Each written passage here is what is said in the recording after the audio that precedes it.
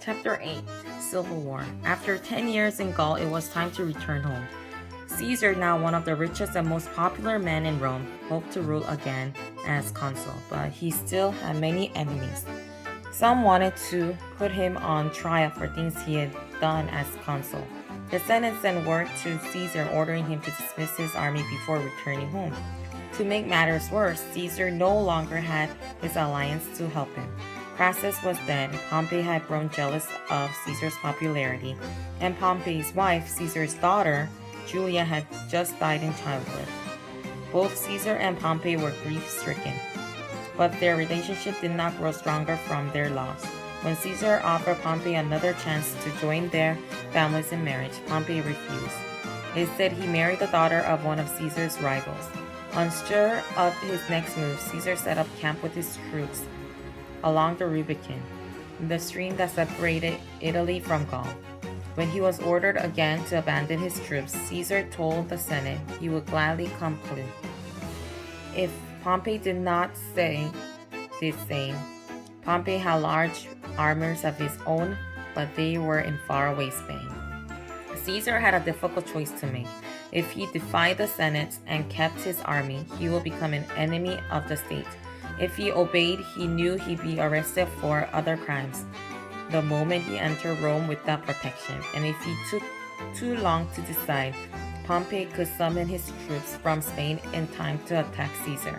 In the end, Caesar, ever the daring soldier, chose to march on the morning of January 10, 49 BC. He led his troops across the Rubicon, crying out, "The die is cast."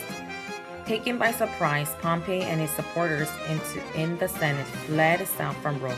He was able to gather some troops and supplies along the way, but his large army was still hundreds of miles away in Spain.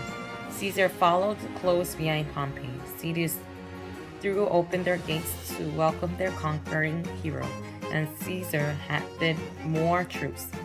Even so, Caesar wanted to avoid another civil war. He sent messengers to Pompey requesting a meeting.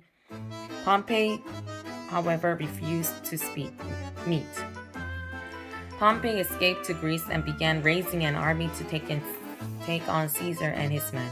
Caesar returned to Rome, where he seized gold and silver from the treasury to fight the war. In the fall,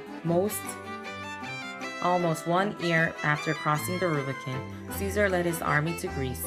Unfortunately, he discovered he was greatly outnumbered. For 8 months, Pompey's army blocked the coastline, trying to defeat Caesar's exhausted troops by starvation. Against all odds, Caesar finally defeated Pompey's army.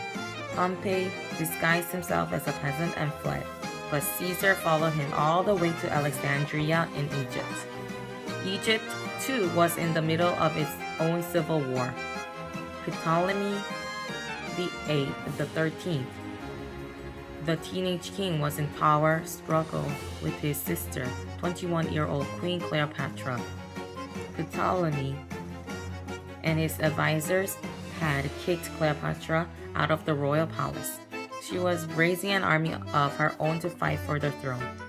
Ptolemy needed Caesar's support in his fight against Cleopatra. He had heard of Caesar's victory over Pompey and wanted to get on the winner's good side. So he advisors presented Caesar with a welcome gift upon his arrival, a woven basket containing Pompey's severed head. Julius Caesar's bitter rival, once his close ally, and his son-in-law, was dead.